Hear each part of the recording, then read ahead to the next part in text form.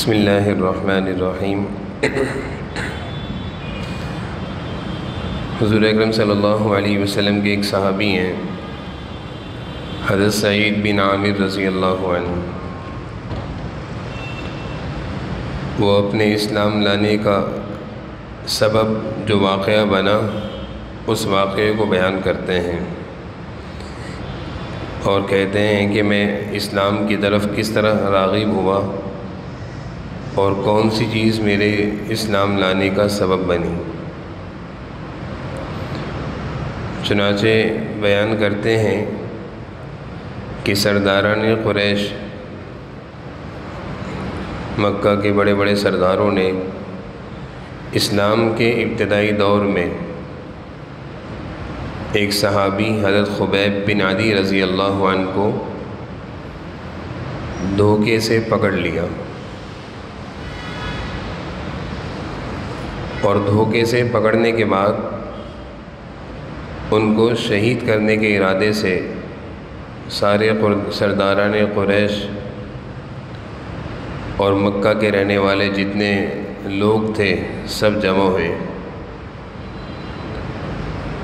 اور سب اپنا غصہ اور اپنی نفرت کا اظہار کرتے تھے اسلام کے ساتھ، حضور اکرم صلی اللہ علیہ وسلم سے اور آپ کے صحابہ سے۔ اس موقع پر آگے تھے ابو صفوان بن امیہ، یہ آگے تھے۔ حضرت خبیب بن عدی رضی اللہ عنہ کو انہوں نے پکڑا اور شہید کرنے کے ارادے سے ایک بڑے سے میدان میں لے کر آئے اور پورے مکے میں اعلان کر دیا کہ آج حضور اکرم صلی اللہ علیہ وسلم کے ایک ساتھی کو ہم نے پکڑا ہے اور ہم اس کو آج شہید کریں گے، تو سارے مکہ کے لوگ تماشا دیکھنے کے لیے آ جاؤ۔ اسلام کا ابتدائی دور تھا، گنتی کے چند مسلمان تھے صحابہ، اور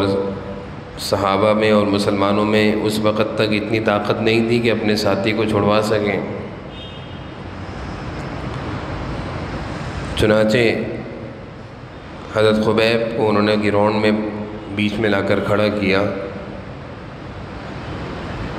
اور شہید کرنے کے ارادے سے اطراف میں بہت سارے سرداران مکہ تیر اور نیزے لے کر کھڑے ہو گئے کہ ابھی ان پر ہم تیر کی نیزے کی بارش کریں گے اور سارے تماشا دیکھیں گے۔ حضرت سعید بن عامر کہتے ہیں کہ پورے اس میدان میں چیخ و پکار تھی، بچوں کا شور تھا، ہر ایک اپنا غصہ نکالنے کے ارادے سے جمع کھڑا ہوا تھا، اور اس دوران حضور صلی اللہ علیہ وسلم کے یہ عاشق حضرت خبیب بڑے اطمینان سے، بڑے سکون سے سارے مجمع کے درمیان کھڑے ہوئے تھے، اور انہوں نے سرداران مکہ، دشمنان اسلام سے یہ کہا، اگر تمہارے لیے ممکن ہو تو مجھے صرف 2 رکعت نماز پڑھنے کے لیے مہلت دے دو، یعنی اتنی مہلت دے دو کہ میں 2 رکعت نماز پڑھ لوں۔ صحابہ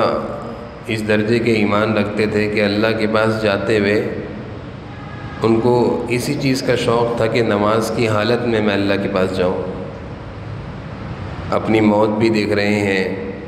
دشمنان دائیں بائیں تیار کھڑے ہوئے تلوار اور نیزے لے کر، لیکن اس سب کے باوجود 2 رکعت نماز پڑھنے کی جب ان کو اجازت ملی تو کعبے کی طرف رخ کر کے بڑے اطمینان سے 2 رکعت نماز ادا کی، اور بڑے اطمینان سے اچھے انداز میں خوب اللہ کے سامنے نماز میں کھڑے ہوئے، اور نماز پڑھ کر جب فارغ ہوئے تو مشرکین سے یہ کہا کہ اگر مجھے اس بدگمانی کا اندیشہ نہ ہوتا کہ تم کہیں یہ نہ سمجھ لو کہ میں نماز کو موت کی وجہ سے لمبا کر رہا ہوں، تو میں نماز میں اور زیادہ وقت لگاتا، یعنی میں اپنی نماز کو اور لمبا کرتا، لیکن میں اس بدگمانی کے کہ تمہارے دل میں کہیں کوئی بدگمانی نہ آئے، اس کی وجہ سے میں نے اپنی نماز کو مختصر کیا۔ جب یہ نماز سے فارغ ہو گئے تو سرداران مکہ اور دشمنان ان کی طرف آگے بڑھے اور ان کے جسم کو مسلح کرنا شروع کیا، یعنی اذیتیں دے کر ان کو شہید کرنا شروع کیا۔ ان کی پاؤں کی انگلیاں کاٹتے، ان کی ہاتھ کی انگلیاں کاٹتے، اور اس طرح یہ حضرت خبیب تکالیف برداشت کر رہے ہیں، اور جسم سے حضرت سعید بن عامر کہتے ہیں خون پھوٹ پھوٹ کر بہہ رہا ہے، فوارے کی طرح نکل رہا ہے۔ اسی دوران ان میں سے مشرکین اور سردار میں سے ایک آگے بڑھا اور کہنے لگا، اے خبیب، تجھے یہ بات پسند ہے کہ تیری جگہ تجھے چھوڑ دیا جائے اور تو اپنے اہل و عیال میں، اپنی بیوی بچوں میں جا کر چین سے سکون سے رہے، اور نعوذ باللہ تمہاری جگہ حضور اکرم صلی اللہ علیہ وسلم کو یہاں لا کر کھڑا کر دیا جائے، تمہارے نبی کو جن سے تم محبت کا اظہار کرتے ہو۔ اس تکلیف میں اور جسم جگہ جگہ سے زخمی ہے، اس حالت میں حضرت خبیب نے کہا کہ خدا کی قسم مجھے یہ بھی پسند نہیں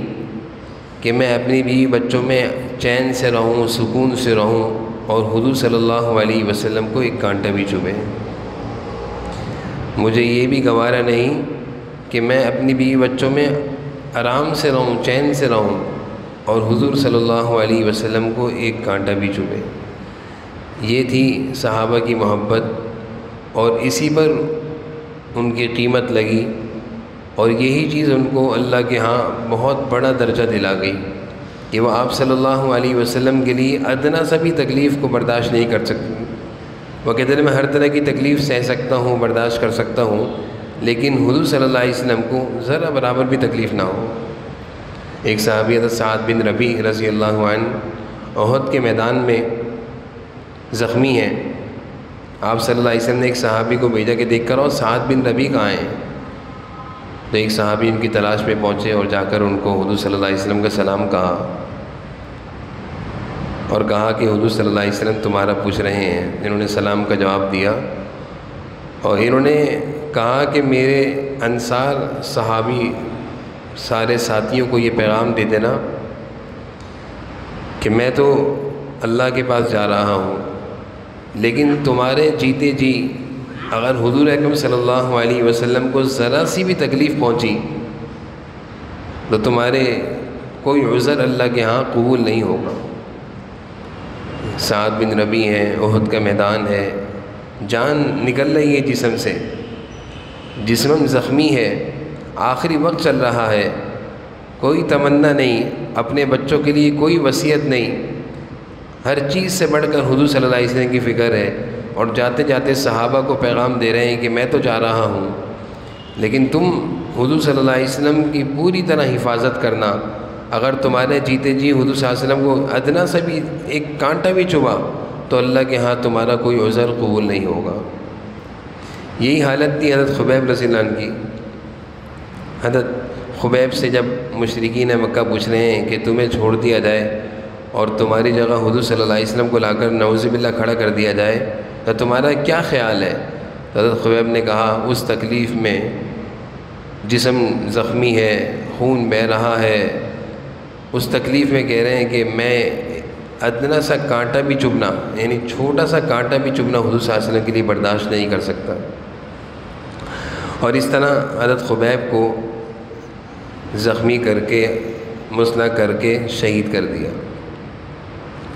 حضرت سعید بن عامر کہتے ہیں کہ میں اس وقت تک مسلمان نہیں تھا، لیکن میں یہ سارا منظر دیکھ رہا تھا، مجھے ایک چیز سوچنے پر مجبور کر رہی تھی کہ وہ شخص کہ جس سے اس کے رفقا، اس کے صحابہ اس درجے محبت کرتے ہیں کہ اس پر اپنی جان نچھاور کر دیں، بلا شبہ یہ کوئی سچا ہی اللہ کا رسول ہو سکتا ہے۔ یعنی اپنی جانوں کے نذرانے، اپنے مال کے نذرانے اس قدر اس درجے جذبے سے پیش کرنا حضور صلی اللہ علیہ وسلم کی محبت میں، تو حضرت سعید کہنے لگے یہ کوئی سچا ہی اللہ کا رسول ہو سکتا ہے، یہ کوئی جھوٹا نہیں ہو سکتا۔ اتنی محبت کسی جھوٹے سے نہیں کی جا سکتی، کیونکہ انہوں نے دیکھ لیا تھا کہ کس طرح آپ صلی اللہ علیہ وسلم کے صحابہ اپنی جانوں کے نذرانے پیش کر رہے ہیں آپ صلی اللہ علیہ وسلم کی محبت میں۔ تو یہ چیز حضرت سعید بن عامر کی اسلام لانے کا سبب بنی، اور پھر وہ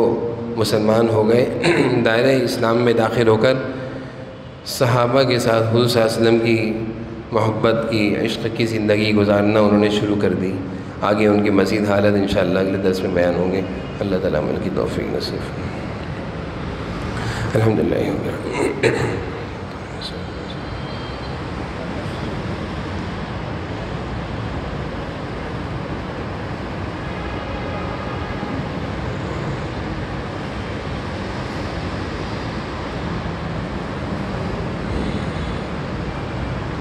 صلی اللہ تعالیٰ علیہ وسلم۔